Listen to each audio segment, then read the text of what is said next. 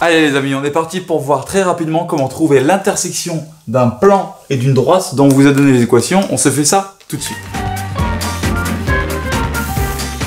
Ce genre d'exercice, ça tombe systématiquement au bac et au contrôle. Vous pouvez être sûr qu'à un moment ou à un autre, vous allez devoir trouver l'intersection d'un point, enfin d'une droite et d'un plan, notamment pour trouver des projetés orthogonaux, des hauteurs de triangle, et ainsi de suite, et ainsi de suite.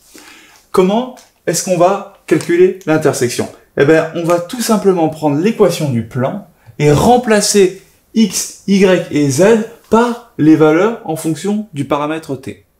On va donc se retrouver avec une équation où il n'y a plus que du t, la résoudre, trouver la valeur de t, puis remettre t ici pour trouver les coordonnées du point d'intersection. Pourquoi est-ce qu'on fait ça? Parce que on sait que notre point d'intersection, il est à la fois sur la droite. Donc là, j'ai fait une droite perpendiculaire, mais c'est pas nécessairement le cas, elle n'est pas forcément perpendiculaire.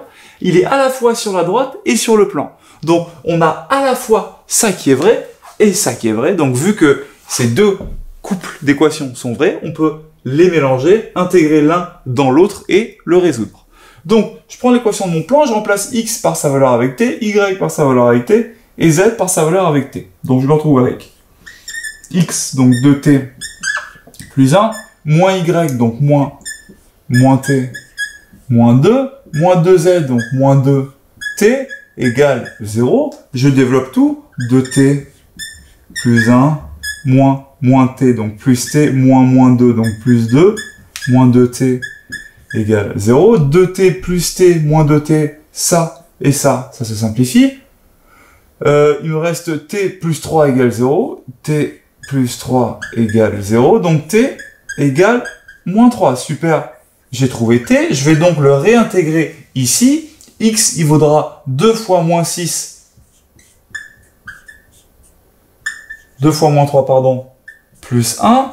Y, il vaudra moins 3, moins 2. Et z, il vaudra moins 3. Et je finis mon calcul. 2 fois moins 3, ça me fait moins 6 plus 1, moins 5.